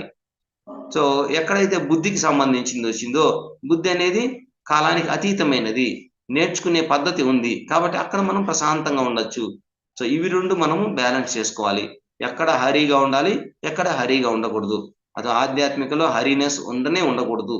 ప్రశాంతంగా ఎంత నేర్చుకోవాలో అంత నేర్చుకుంటూ మళ్ళీ 6 గంటలు అయిపోయింది, ఆఫీస్ అయిపోయింది, ఇంటికి వెళ్ళాలి అన్నప్పుడు ఇంటికి వెళ్ళాలి. తర్వాత మరుసటి రోజు మళ్ళీ ఆఫీస్ని ఈ బుర్రలోకి తెచ్చుకోవాలి. సో అది నో హరి, నో వరి. దేనికి వరి పడాల్సిన అవసరం లేదు. ప్రకృతిలో ప్రతి ఒక్కటి తనదైన శైలిలో అన్ని జరుగుతూ ఉంటాయి. ఎవరున్నా ఎవరు లేకపోయినా, ఎవరైతే ఏ పని చేయాలో ఆ పని చేస్తారు.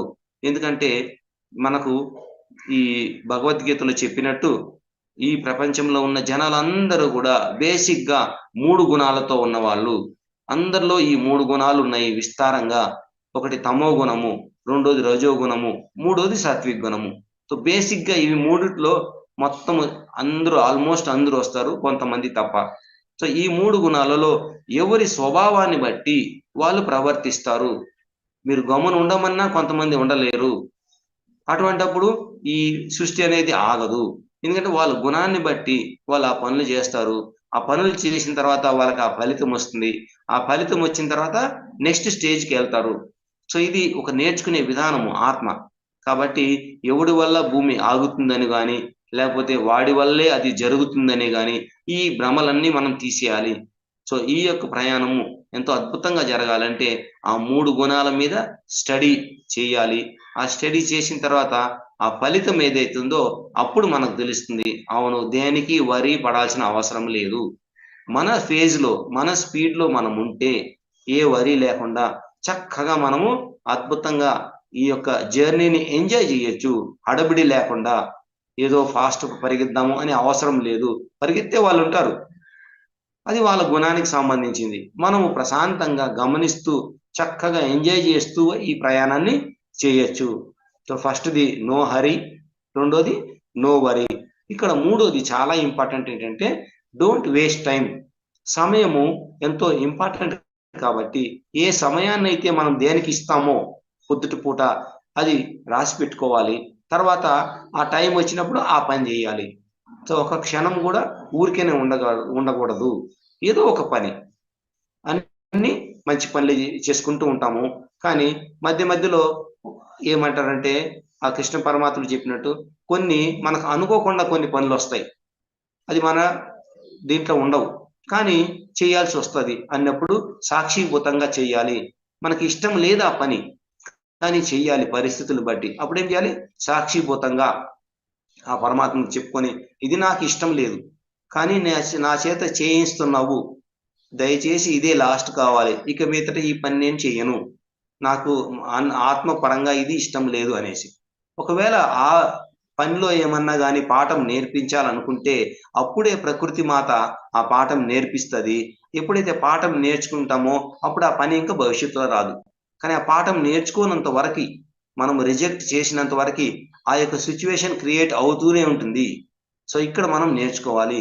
ఏదన్నా సిచ్యువేషన్ మన జీవితంలో మళ్ళీ మళ్ళీ వస్తుందంటే ఆ పాఠం ఇంకా కాలేదు.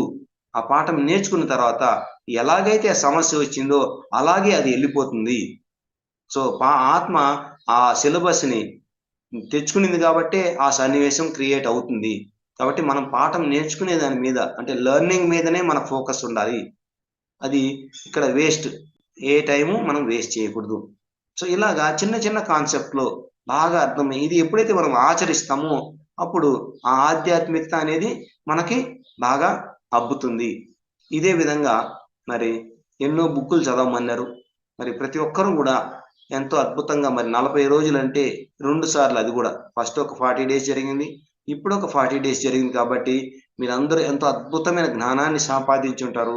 ఆ జ్ఞానాన్ని మనం ఏం చేయాలంటే పుస్తక రూపంలో తీసుకురావాలి.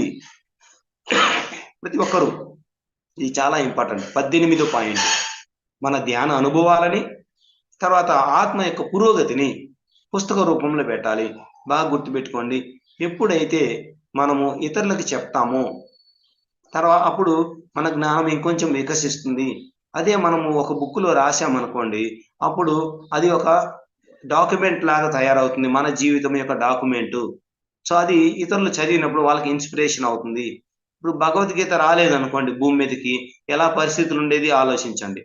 ఆ భగవద్గీత రావడం వలన ఆ వినాయకుడు దాన్ని రాయడం వలన ఈ రోజుకి మనకు ఆ గ్రంథం అనేది ఉంది. ఆ గ్రంథం నుంచి భూమి మీద ఏ సమస్య వచ్చినా ఎవరొచ్చినా భగవద్గీతని రెఫరెన్స్ తీసుకుంటున్నారు. మరి ఆ బుక్కే రాకపోతే ఎలా ఉండేది? అదేలాగా ఒక యోగి ఆత్మకథ ఉంది. ఆ బుక్ రాలేదనుకోండి భూమి మీదకి అప్పుడు ఎవరిని రెఫరెన్స్ చేసుకునేవారు? కాబట్టి ప్రతి ఒక్క జీవితము చాలా ఇంపార్టెంట్ కాబట్టి మనకు ఏమైతే నేర్చుకున్నామో ధ్యానంకు ముందు గాని, ధ్యానం తర్వాత గాని ఆత్మకు సంబంధించింది ఏమేమి ఉన్నాయో అవన్నీ మనము చక్కగా నోట్స్ లాగా రాసుకొని మన కోసమైనా మనకు ఒక బుక్ పెట్టుకుంటే భవిష్యత్ తరాలలో అది పనికొస్తుంది. మరి ఈ రకంగా మనము ప్రతి ఒక్కటి సైంటిఫిక్ గా వెళ్తూ మరి ఈ 18 ఆదర్శ సూత్రాలకి మూలమైన అష్టాంగ మార్గం ఉంది. ఏంటంటే బుద్ధ భగవానుడు ఎలా జీవించాలి, ఎలాగా రోగాల నుండి మరి బాధల నుండి భయాల నుండి బయటపడాలి అనే దానికి ఈ ప్రపంచానికి ఇచ్చిన గొప్ప మార్గమే అష్టాంగ మార్గము. అదేంటంటే ఆ బుద్ధ భగవానుడు ఎప్పుడైతే ఎన్లైటన్మెంట్ అయ్యారో అప్పుడు ఈ యొక్క అద్భుతమైన జ్ఞానధార బయటకు వచ్చింది ఆ బుద్ధ భగవాను నుంచి. అదేంటంటే సమ్మాదిట్టి అంటే సరైన దృక్పథము. సరైన దృక్పథం ఒక్క రోజులో రాదండి. ఆ యొక్క ఆత్మ కొన్ని జన్మలు తపిస్తే సత్యం కోసము అప్పుడు ఇక్కడ జరిగిన మొత్తం సారాంశం అంతా ఆ ఆత్మలోకి నింపితే అప్పుడు వస్తుంది సరైన దృష్టి. ఆ దృక్పథం ఏంటంటే నేను ఆత్మని, నాకు చావు లేదు. ఎలాగైతే నాకు చావు లేదో నా చుట్టుపక్కల వాళ్ళకి ఎవరికి కూడా చావు లేదు, అందరూ శాశ్వతమైన ఆత్మ పదార్థాలము అనుకున్నప్పుడు అందరికి మన సమాన భావంతో రెస్పెక్ట్ ఇవ్వాలి, గౌరవం ఇవ్వాలి. సో ఇది సరైన దృక్పథము. ఎప్పుడైతే సరైన దృక్పథం మనకు వచ్చిందో అందరం ఒక్కటే అనేది తెలుస్తుంది. ఎప్పుడైతే అది తెలుస్తుందో నెక్స్ట్ సరైన సంకల్పము. కోరికలు ఉండాలి, కోరికలు లేకుండా ఏ మనిషి ఇక్కడ లేదు. మరి ఆ కోరికలు ఎలా ఉండాలి? సరి అయిన అవి అందరికీ ఉపయోగపడే విధంగా అది సరైన సంకల్పము. ఎప్పుడైతే సరైన సంకల్పం వచ్చిందో రెండో పాయింట్ అంటే అందరూ బాగుండాలి, అన్ని జీవరాశులు బాగుండాలి, అందరూ హ్యాపీగా ఉండాలి. ఇటువంటివి పెట్టుకున్నప్పుడు ఆటోమేటిక్ గా మన సంకల్పం అయిపోతుంది. మనము మన పిల్లలు మన జీవితం అన్ని కూడా అందరితో కలిసి ఉంది కాబట్టి అది తొందరగా అయిపోతుంది. సో జీసస్ ఒకటే చెప్తారు, ఎప్పుడైతే మీరు అందరి కోసం కోరతారో మీ పర్సనల్ ఆటోమేటిక్ వెళ్ళిపోతాయి. మీ పర్సనల్ గా మీరు అడగాల్సిన ఏం లేదు. లోక కళ్యాణంలో భాగంలో మీరు పంచుకుంటే మీ కళ్యాణం ఆటోమేటిక్ అయిపోతుంది. సో మన ఫోకస్ ఎప్పుడు అలా ఉండాలి. మన ఏదైతే శాకాహార జగత్తు, ధ్యాన జగత్తు, పిరమిడ్ జగత్తు, అహింస జగత్తు ఉన్నాయో మన కోసం కాదు ఇది. ఇది జగత్తు కోసము, భూమాత కోసం మనం చేస్తున్నాం కాబట్టి ఎవరు ఈ పనిలో పాల్గొన్నా వాళ్ళ యొక్క పర్సనల్ యొక్క తీవ్రత ఆటోమేటిక్ గా తగ్గిపోతుంది. ఎందుకంటే ఒక సామూహిక శక్తిలో మనం యాడ్ అయ్యాము, ఒక పెద్ద సమూహము యాడ్ అయింది. సో ఎప్పుడైతే ఈ 2 పాయింట్లు మనకు తెలిసినాయో మూడోది చాలా ఇంపార్టెంట్ అయింది. అక్కడే సరి అయిన వాక్కు అంటే వాక్ క్షేత్రాన్ని ఇక్కడ కరెక్ట్ చేసుకోవాలి. బాగా దృక్పథం బాగుంది, కోరికలు మంచిగానే కోరుకున్నారు, మాట గాని మనం వేస్ట్ చేస్తే అవి 2 పోతాయి. ఏదైతే ముందు అనుకున్నామో అవి 2 పోతాయి, 0 స్టేజ్కి వచ్చేస్తుంది. కాబట్టి వాక్ అనేది రామబాణం అటువంటిది. ఒక్క మాట మాట్లాడినా దానికి సత్యం ఉండాలి, లేకపోతే మాట్లాడకుండా రమణ మహర్షి లాగా ఉండాలి. సో వాక్కు చాలా చాలా ఇంపార్టెంట్. ఎప్పుడైతే వాక్కులో కానీ మనం పర్ఫెక్ట్ అయినామో తర్వాత వస్తుంది కర్మ. సమ్మ కమ్మంతో అంటే ఎప్పుడైతే వాక్కు కరెక్ట్గా ఉంటుందో, కర్మ అంటే క్రియ, మన జీవితంలో జరిగే ప్రతి పని కూడా ఒక పరిపక్వ స్థితికి వస్తుంది, నేచర్కి ఫ్లో అవుతుంది. అప్పుడు ఏమి మనము హాని చేయము, మంచి పనులే చేస్తాము. సరైన కర్మ ఎప్పుడైతే చేస్తామో కర్మ ఫలితం కూడా అంత అద్భుతంగా ఉంటుంది. సో ఈ 4 అయిన తర్వాత 5వ పాయింట్ సమ్మ జీవో అంటే సరి అయిన జీవనోపాయం.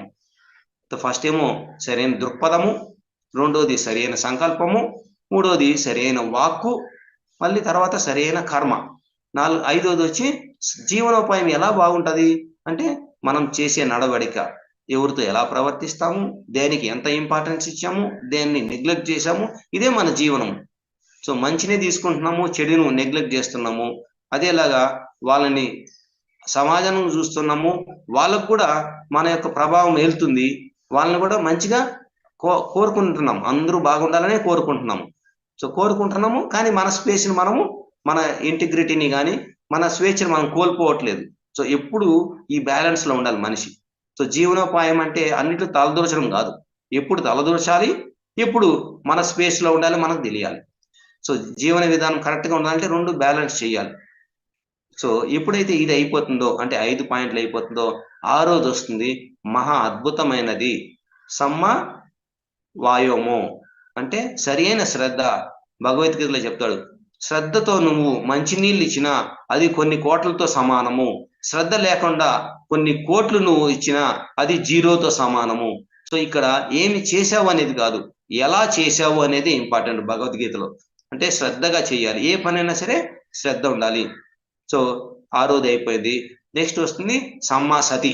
సమ్మాసతి అంటే ఏకాగ్రత, సరి అయిన ఏకాగ్రత. అనుకున్నాము ఈ 1 గంట సేపు నేను ధ్యానం చేస్తాను అన్నప్పుడు ఆ 1 గంట సేపు ఇంక ఏం డిస్టర్బెన్స్ వచ్చినా నేను కళ్ళు తెరవను. అది ఆ ఏకాగ్రత, అది అంటే మన యొక్క పట్టుదలకి అది పరాకాష్ట. ఈ 1 గంట నేను కళ్ళు తెరనంటే కళ్ళు తెరవను, ఎందుకంటే అపాయింట్మెంట్ ఇచ్చేసాను ధ్యానానికి, నా కోసం నేను. ఈ 1 గంట నేను ర్యాలీ చేస్తానంటే ర్యాలీ చేస్తాను అంతే, ఫోన్ బంద్ ఉంటుంది, అన్ని బంద్ ఉంటాయి. సో ఆ ఏకాగ్రత చాలా ఇంపార్టెంట్. ఇవన్నీ 7 అయిన తర్వాత వచ్చేది అద్భుతమైనది సమ్మా సమాధి అంటే సరి అయిన ధ్యానము, అదే ఆనాపానసతి ధ్యానము. సో ఏదైతే మనము ఈ బుద్ధ భగవానుడు మనకు అష్టాంగ మార్గంలో ఇచ్చాడో ఆ 8 పాయింట్లలో చివరిది సమ్మా సమాధి అంటే ధ్యానం అనేది. ప్రతిసారి మనము ముందు బుద్ధులము, ఇప్పుడు పెరిగిన మాస్టర్లము. సో మనము గత జన్మల్లో బుద్ధుడితో ఉన్న వాళ్ళము, ఆ యొక్క సంస్కృతి, ఆ సాంప్రదాయము, ఆ ధ్యానమే మనల్ని ఇక్కడికి తీసుకొచ్చింది. సో ఆది గురువు మనకు బుద్ధుడు. మరి అదే మైత్రేయ బుద్ధ రూపంలో ఈ పరివారం అయిన తర్వాత బుద్ధ భగవానుడు ఈ యొక్క మైత్రేయ రూపంలో ప్రతిసారిలో వచ్చి ఇంతమందికి ధ్యానం చెప్తున్నారు. కాబట్టి మనకు అద్భుతంగా ఈ 18 పాయింట్లలో చూసుకోండి, ఫస్ట్ పాయింట్ సరైన ధ్యానము.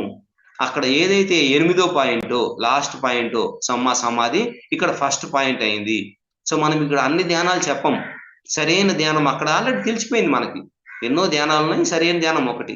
ఇక్కడ ఏం చేస్తాము, ఆ సరైన ధ్యానంతోనే మనం స్టార్ట్ చేస్తాం మన యొక్క ఆధ్యాత్మిక ప్రయాణము. స్టార్ట్ చేసి 18వ పాయింట్ ఏంటంటే బుక్ రాయడము, మన అనుభవ జ్ఞానంలో బుక్. సో ఈ అద్భుతంగా ఒక ప్రయాణం అనేది, ఆ జీవితం అలా సాగింది, ఈ జీవితం ఇలా సాగింది, ఇదే ఆఖరి జన్మ అవుతుంది. సో ప్రతి ఒక్కరు కూడా ధ్యానం చేయాలని, మరి ఈ 18 పాయింట్లు పాటించాలని, మరి ఈ యొక్క సన్మార్గాన్ని, మంచి మార్గాన్ని అందరూ పాటిస్తూ వాళ్ళ జీవన విధానంలో ఎంతో అద్భుతమైన పురోగతి సాధిస్తూ మనము హ్యాపీగా ఎంజాయ్ చేస్తూ లైఫ్, ఏ రోజు కూడా మనము విచారపడాల్సిన అవసరం లేదు, దేనికి రిగ్రెట్ కావాల్సిన పని లేదు. ఎందుకంటే అద్భుతమైన సమూహం ఉంది ప్రపంచంలో, ఎక్కడికి వెళ్ళినా మనకు ఆ యొక్క మంచితనం కనిపించాలి. ఆ జంతువులు, ఆ పక్షులు, ఆ వాతావరణము, ప్రతి దాంట్లో మనం పాజిటివ్ తీసుకోవాలి. ఆ దృష్టి బాగున్నప్పుడు మనం జరిగేటివన్నీ కూడా మంచిగా జరుగుతాయి. సో ఇంత అవకాశం మంచిగా ఇచ్చారు, మీ అందరికీ కూడా ధన్యవాదాలు చెప్తూ thank you, thank you, thank you masters. Thank you sir, thank you very much. చాలా చక్కగా ధ్యానం గురించి, కొత్తగా ధ్యానంలోకి వచ్చిన వారి గురించి, ఎలా ధ్యానం చేయాలి, ధ్యానంలో వచ్చిన శక్తిని ఎలా వినియోగించుకోవాలి, అలాగే అష్టాంగ మార్గం గురించి చాలా చక్కగా వివరించారు సార్. అదే మీరు చెప్పింది బాగుంది సార్. ఆ భగవద్గీతలో 18 అధ్యాయాలు ఎలా ఉన్నాయో అలాగే మన PSSM లో పత్రి సార్ మనకి ఇచ్చిన 18 ఆదర్శ సూత్రాలు మరి అవి పాటిస్తే చాలని చాలా చక్కగా వివరించారు సార్. ఇప్పుడు ఉన్న సమాజానికి మనం ఇవి పాటిస్తే సరిపోతుంది. 18 ఆదర్శ సూత్రాలని ఎవరైతే చక్కగా పాటిస్తూ ధ్యానం చేస్తారో వాళ్ళు చక్కగా అభివృద్ధిలోకి వస్తారని చాలా చక్కని పాయింట్స్ అందరికీ అర్థమయ్యేలా చాలా చక్కగా వివరించారు sir Suresh garu. Thank you sir. Thank you very much. Masters ఎవరికన్నా ఏమన్నా డౌట్స్ ఉంటే సార్ని అడగండి మాస్టర్స్.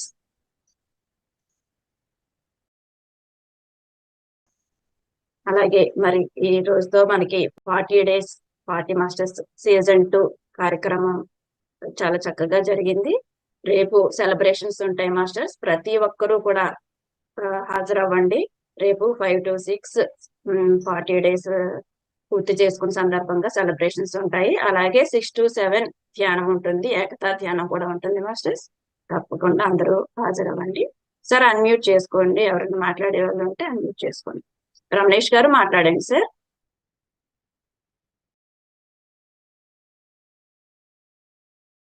అందరూ మెసేజ్లు పెడుతున్నారు సార్. చాలా బాగా చెప్పారండి. అన్మ్యూట్ చేసుకోండి సార్ రమేష్ గారు. నమస్తే సార్ సురేష్ గారు. నమస్తే సార్. నమస్తే.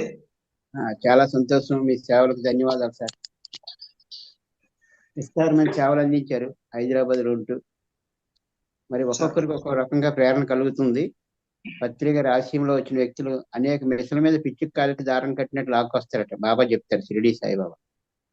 అలా మీరు హైదరాబాద్ లో ఉంటూ విశాఖపట్నం జ్ఞానమహా చక్రానికి వచ్చేటప్పుడు మరి మీరు ఆ విధంగా మోగజీవాలు చూడడం, తర్వాత మీకు అనుభవం రావడం. ఎందుకంటే ఈ భూమి మీద మానవుడు చేసిన గొప్ప తప్పుదేంటి ఇతరుల తలకు స్వేచ్ఛని హరిస్తున్నాడట. నేను ద్వయోప గ్రహయాత్రలో చదివాను 243వ పేజీలో. మానవుడు చేసిన తప్పిదంలో గొప్ప తప్పిదం ఏంటంటే ఇతరుల స్వేచ్ఛకి మనం భంగం కలిగించడం. పత్రికారు కూడా చెప్పారు, non interference, non violence, non killing, no complaint, no judgement. Sir ఎప్పుడు 5 మాటలు ఎప్పుడు చెప్తుండేవారు. సంతోషం. అదే విధంగా మీరు విస్తారమైన శాఖాహారాలు, ముఖ్యంగా ఎనిస్థియా పుస్తకం, ఎనిస్థేసియా అనేక ఎపిసోడ్ల రూపంలో చెప్పారు సార్. సార్ తెలుగులోకి ఏమి వచ్చింది సార్? అది నాకు తెలియట్లేదు. ఇంకా రాలేదు సార్. వస్తుంది, మనం అనుకుంటే వస్తుంది. అదే సారు 9 పుస్తకాలు మనకు పరిచయం చేశారు ఎనిస్థేసియావి. చాలా విషయం సార్ మీరు చక్కగా చెప్పారు. ఎందుకంటే మరి ఏ విధంగా మేడం ఆ దేశంలో అలా జరిగింది, తర్వాత ఒక వ్యాపారవేత్త ఏ విధంగా అక్కడికి వెళ్ళాడు, అతను ఏ విధంగా మలుచుకున్న పుస్తకం మనకు అది వచ్చింది, అన్ని కూడా మీరు కొంచెం వివరంగా చెప్పారు. నాకు ఇంగ్లీష్ రాకపోవడం వల్ల ఆ పుస్తకం చదవలేదు సార్. చాలా సంతోషం సార్. పత్రిక రాశియాన్ని విశ్వవ్యాప్తం చేస్తున్న మాస్టర్లు వచ్చారు ఎంతో మంది. ఎందుకంటే వారు వచ్చిన తర్వాత వాళ్ళ ప్రతిభలు కూడా అందించారు అనమాట. అంటే మనకు అప్పటిదాకా ప్రయాణం చేసిన ప్రతిభ ఈ సొసైటీలో మూవ్మెంట్కి ఉపయోగపడుతుంది. సరే, ధ్యాన మహాచక్రంలో ఒక్కరోజే పార్టిసిపేట్ చేయడమే గొప్పగా భావిస్తున్న ఈ రోజుల్లో ఇంచుమించు ప్రతి ధ్యాన మహాచక్రం కానీ ఈ జ్ఞాన యజ్ఞాలకు కానీ మీరు పూర్తిగా ఉండి సేవలు అందించడం అనేది అది గొప్ప విషయం. మనం వెళ్దామంటే వెళ్ళలేము సార్. ఆ ప్రణాళికలో ఉంటేనే ప్రకృతి వెళ్ళగలం. నేను కూడా 2012 నుంచి వద్దాం అనుకుంటున్నాను, రాలేకపోయాను. ఎన్నో సందర్భాలు అనుకున్నాడు అసలు ఎందుకు రాలేకపోతున్నాను అనుకుంటే పత్రికారు ఒక సందర్భం 2012లో ఒక మాట అన్నారు విశాఖపట్నం వచ్చి, అరే 2012కి భూమి అంతమైపోతుంది అని అనుకుంటున్నారు, అందరూ అక్కడికి వచ్చేస్తున్నారు పరిగెట్టి, కానీ కొంతమంది ఇక్కడ ఉండాలిరా అన్నారు. ఆ మాట నా చెవుని పడింది. మరి అప్పటి నుంచి మరి వెళ్ళలేకపోతున్నా ఏంటి, ప్రతిరోజు ప్రతి జ్ఞాన మహాచక్రకి ప్రయత్నం బాగా చేస్తున్నాను, కానీ ఆ సమయం వచ్చేటప్పటికి ఏదో రకంగా శరీర మార్పులో కొన్ని ఇటు వల్ల ఆగిపోతున్నాను సార్. అక్కడ జ్ఞాన మహాచక్రలో ఒక మాట చెప్తుంటారు, ఇక్కడికి రావాలంటే ఎంత అర్హత ఉంటేనే రాగలరంటే నాకు మనసు ఎంతో రెచ్చుకుంటుంది సార్. ఒక 3 సంవత్సరాల క్రితం రాత్రి అప్పుడు అనిపించింది, 3 రోజులు బట్టి ఆలోచించాను అసలు ఎందుకు వెళ్ళలేకపోతుంది, దీని గురించి ఏంటి. రాత్రి అంతా నేను ఎసెన్స్ పుస్తకం ఆడియోస్ పెట్టుకుని అలా తెల్లవారులు విన్నాను అనమాట. తెల్లవారు కళ్ళు తెలివి వచ్చింది, నిద్రపోయింది తెల్లవారుజాముని. తెలివి వస్తే పత్రికారు 1000 సంవత్సరాల కోసం చెప్తున్నారు, మనం 1000 సంవత్సరాలు అద్భుతంగా ఉంటామని. కానీ ఎసెన్స్ పుస్తకం రాశాడు 1000 సంవత్సరాల శాంతి వర్ధిల్లుతుంది. ఈ పుస్తకం రాబోయే రోజుల్లో 10లు 100ల వేల సంవత్సరాలు మనకి కోర్సుగా పనికొస్తుందని రాశాడు సార్ ఎసెన్స్ లో 11వ చాప్టర్ లాస్ట్ పేజీ. చాలా ఆనందం సార్. ఎందుకంటే మనకు ఎంతో జ్ఞానం ఉందని కాదు, మనకు ఎదిగిన కొద్దీ ఒదిగుండాలని సార్ చెప్పారు. అంటే ఎవ్రీథింగ్ లో ఉండి నథింగ్ లో ఉండాలట. అది పిరమిడ్ మాస్టర్ లక్షణం. నథింగ్ లో ఉండి ఎవరి అంతా తెలిసి ఏమీ తెలియకుండా ఉండాలట. ఏమీ తెలియకుండా అంతా తెలిసినట్టు ఉండకూడదు. అంటే అవసరమైనప్పుడే మాట్లాడాలి, సందర్భోచితంగా మాట్లాడాలి, సమయస్ఫూర్తితో మాట్లాడాలని చెప్పారు. మరి మీరు విస్తారమైన సేవలు అందించారు. ముఖ్యంగా మన ధ్యాన జగత్ పత్రికకి కేశవరాజు గారితో పాటు ఉండి హైదరాబాద్ లో అంటే జత పనిగాలని చదివాను సార్. జత పనిగాలంటే కొంతమంది కలిసి పని చేయగలమట. సమిష్టి కృషితోనే మనం ఏమైనా సాధించగలమట. ఎందుకంటే ఒక్కరిగా సాధ్యం కాదు. మీరు గట్టిగా పనిచేస్తారని నక్షత్ర మిత్రులు కూడా చదివారు. అలాగే పత్రిక గారు మనకి గట్టిగా పనిచేసే భాగ్యం ఇచ్చారు. ఎక్కడో విశాఖపట్నం ఉన్న వ్యక్తికి హైదరాబాద్ మాస్టర్లు, హైదరాబాద్ ఉన్న వ్యక్తికి విశాఖపట్నం మాస్టర్లు, ఇక్కడ వాళ్ళు అక్కడ అనుసంధానం అన్నమాట. ఈ పిఎంసి డిజిటల్ ద్వారా పిఎంసి ద్వారా విస్తారమైన సేవలు మరి ప్రపంచానికి అందుతున్నాయి. ఎందుకంటే డిజిటల్ మాధ్యమంగా 250 దేశాలు ఇంచుమించు మరి ఆ దేశాలకి ఈ యూట్యూబ్ అవైలబుల్ ఉంది. అంటే విశాఖపట్నం నుంచి హైదరాబాద్ వెళ్ళడానికి ట్రైన్ అవైలబుల్ ఉంది. ఎక్కడ అనేది వాళ్ళ ఇష్టం. అది రెడీగా 5:30కి రెడీగా ఉంటుంది. అలాగే ఉదయం 6 కరెక్ట్ గా జూమ్ స్టార్ట్ అవుద్ది. ధ్యానం చేసుకోండి, ఖాళీ చేసుకోండి, గంట సేపు ఖాళీ చేయండి, ఖాళీ చేయండి, ఖాళీ చేయండి. కానీ గంట తర్వాత పాత ఖాళీ అయిపోయిన ప్లేస్ లో కొత్త విషయాలు నింపుకోండి. ఇప్పుడు బట్టి ఉన్న చిన్న మాట చెప్పాలి. పాత క్యాసెట్ లో పాత పాట వస్తుందట, చుట్టుకో అది ముందు చెరపాలట. తెరిపిన తర్వాత మన కొత్త పాట, మన నచ్చిన పాటలు ఎక్కించుకోవచ్చట. పత్రిక గారు చాలా సింపుల్ గా చేశారు మనకి. నాయన మీరు పాత పాటలన్నీ చెరపండి, పాత భావాలన్నీ చెరపడానికి ఒక గంట సేపు కళ్ళు మూసుకోండి, అలా లోపలన్నీ ఖాళీ చేయండి, చిత్తంలో ఉన్న వృత్తులను నిరోధం చేయండి, తర్వాత కొత్త వృత్తిని యాడ్ చేయండి. ఎందుకంటే పిరమిడ్ సొసైటీ బాగా చెప్తుంది 11 నుంచి 1 గంట, 2 నుంచి 5. ఎందుకంటే ఆ సమయంలో గృహిణులకు బాగా టైం ఖాళీ మాట. పిల్లలు స్కూల్కి వెళ్ళిపోతారు, భర్తలు వెళ్ళిపోతారు, చక్కగా టైం సరిపోద్ది. అలాగే మనకి పిరమిడ్ సొసైటీ విస్తారమైన క్లాసులన్నీ 11 నుంచి 1 గంట, 2 నుంచి 5 జరిగాయి సార్. చాలా సంతోషం సార్ మీ సేవలకి. అలాగే పిఎంసి డిజిటల్ సేవలకి. పిఎంసి అంటే ఒక వ్యవస్థ పనిచేస్తుందంటే ఆ జనకి ఎంతో మంది పనిచేస్తారట. ఈ రోజు ఇంట్లో కూర్చొని కరెంట్ని మనం హాయిగా వాడుకుంటున్నాం, ఫ్యాన్లు వేసుకుంటున్నాం అంటే ఆ కరెంట్ డిపార్ట్మెంట్ పనిచేస్తారు. వర్షం వస్తే మనం ఇంట్లోకి వెళ్ళి తలుపులు వేసుకుంటాం, కానీ వర్షం వచ్చి వైర్లు తెగిపోతే పోల్లు ఎక్కుతున్నారు సార్. అలాగే ఎన్డీఎఫ్ బృందాలు తుఫాన్ వస్తుందంటే అందరం పారిపోతాం, కానీ తుఫాన్కి ఎదురు వెళ్తారు. అలాగే పిరమిడ్ మాస్టర్లు విశ్వ కళ్యాణం కోసం ఎదురెళ్ళి పనిచేస్తున్నారు. చాలా సంతోషం సార్. ఇలా విస్తారంగా ఎంత, ఎందుకంటే ఆనందంలో ఎన్నో మాటలు వచ్చేస్తాయట. బోధించడం సులువే, వాదించడం సులువే, కానీ సేవ చేసి బాధ్యత స్వీకరించడం కావాలి సార్. ఇప్పుడు జూ ముందు నిర్వహించాలంటే తెల్లవారు 6 గంటలకు ఎవరి దేశం లేకపోయినా ముందు ఆన్ చేసిన కూర్చోాలన్నమాట. మా ఊర్లో చిన్న ఉండేది మాట కథ, అందరికీ తెలిసింది. ఇది ఒక హరికథ చెప్పారట, అందరూ వెళ్ళిపోయారు. కానీ హరికథ చెప్పినోడని ఇద్దరు వెళ్ళట్లేదు. ఏమైనా వెళ్ళట్లేదు అంటే మీరు వెళ్ళిపోతే నేను సాపట్టుకుపోదాం అనుకుంటాట. అలాగే జూమ్ లో మన అందరూ వెళ్ళిపోతే వాళ్ళు వెళ్ళిపోకెట్టేస్తారు. సంతోషం సార్, సరదా మాట్లాడుతున్నాం. ఎందుకంటే ఆనంద భాస్కర్ ఎనస్థీసియాలో చెప్పారు మాట, ఎంతో ప్రేమ, ఎంతో కరుణ, ఇవన్నీ కావాలి. మరి సీతాయిని కూడా చెప్తున్నారట. నేను ఇప్పటివరకు అన్ని పుస్తకాలు చదివాను, సీతాయిని చదవలేకపోయాను, మరి ఎందుకో తెలియదు. చాలా సంతోషం సార్. ఇంకా ఎనలేని సేవలు అందించిన పిరమిడ్ మాస్టర్ అందరికీ వ్యక్తిగతంగా కాదు, విశ్వవ్యాప్తంగా భూమి గతిని మార్చడానికి వచ్చిన ప్రత్యేక భూమానం ఉన్నట. ఇంత గొప్ప టాలెంట్ నుండి కూడా తగ్గించి జీవిస్తున్నారు సార్. చాలా సంతోషం పిఎంసి డైరెక్టర్స్ కి, పిఎంసి షేర్ హోల్డర్స్ కి. ఎందుకంటే వాళ్ళు పెట్టుబడి పెట్టారు, ఎంతో వాళ్ళ సమయాన్ని కాకుండా వాళ్ళ డబ్బును పెట్టారు. మరి ఎంతో మంది మీలాంటి వ్యక్తులు ప్రతిభను కూడా పెడుతున్నారు. మాకు ఇంగ్లీష్ రాదు కానీ ఇంగ్లీష్ పుస్తకాలు చదివి చెప్తున్నారు తెలుగులో. అయితే మా ఊర్లో ఒక మాట అనేవారు, అల్లుడు పండగకు వచ్చాడట, వస్తే గారెలు రుబ్బాలట. గారెలు రుబ్బాలంటే రుబ్బురోలు లేదట. ఏం చేస్తుంది ఆమె? పక్కింటి ఆమెకి వెళ్ళి అడిగింది, అమ్మ మాకు పండగే, మా అల్లుడు కూడా వస్తారన్నారు. ఇంకో పక్కింటికి వెళ్ళి ఆమె కూడా అదే అంటుంది. అప్పుడు అయితే నువ్వు ఒక పని చేయి, ఎన్ని గంటలు రుబ్బుతావు చెప్పు అన్నది. ఆమె 3 గంటలు రుబ్బుతానైతే నేను తెల్లవారు 2 గంటలకు వచ్చి రుబ్బించుకుంటున్నాను అన్నది. అలా మనము ఇంగ్లీష్ తెలుసుకోకపోతే ఇంగ్లీష్ తెలిసిన వాళ్ళు వెళ్ళి కలవమన్నారు సార్. వాళ్ళ ద్వారా అందుతుంది. మాకు ఆ రోజుల్లో ఒక మంచి పుస్తకం సార్, ఆల్కెమిస్ట్ అనే పుస్తకాన్ని ప్రతి పౌర్ణమికి ఒక మాస్టర్ ఇంగ్లీష్ లో పుస్తకాలు వివరించేవారు. అప్పుడు ఇన్ని పుస్తకాలు లేవు సార్. ఇంతమంది మాస్టర్ మాకు తెలిసి ఎప్పుడో నెలకోసారో 3 నెలలకోసారో మాస్టర్ వచ్చేవారు. అది పండగ అయిపోయింది మాకు. ఆ రాత్రి అంతా, పౌర్ణమి రాత్రి అంతా డిస్కస్ చేసుకునేవారు. అది సందర్భంగా మనం డిస్కస్ చేసుకుంటున్నాం. ఎందుకంటే ఎంత చిన్న విషయాన్ని పత్రిక గారు ఇంత విస్తారం చేశారు. ఎందుకంటే బిల్డింగ్లు కనబడతాయి కానీ కిందని శ్రమ కనబడదండి. ఎదిగిన వాళ్ళు గొప్ప వాళ్ళు కనబడతారు, కానీ వాళ్ళు ఎంతో శ్రమ పడితేనే ఒక డాక్టర్ అయిపోయాడు, ఇంజనీర్ అయిపోయాడు, లాయర్ అయిపోయాడు, కలెక్టర్ అయిపోయాడు అంటే కలెక్టర్ వచ్చినా అయిపోలేదు, ఎంతో శ్రమ పడితే అయ్యారు. అలాగే పత్రి గారి ఆశయం కోసం ఎంతో శ్రమించారు సార్, నిరంతరం శ్రమించారు. ఆ తర్వాత అలాంటి ఎవరితో కలిస్తే వారు వేరవుతారట. పత్రిగా కలిసిన మనం కూడా అలాగే పరిగెట్టడం మొదలుపెట్టి ఇంత మరి పరిగెట్టి సేవలు అందించిన మీకు టీం అందరికీ మరొకసారి ధన్యవాదాలు. థ్యాంక్ యూ అమ్మా, ధన్యవాదాలు సార్.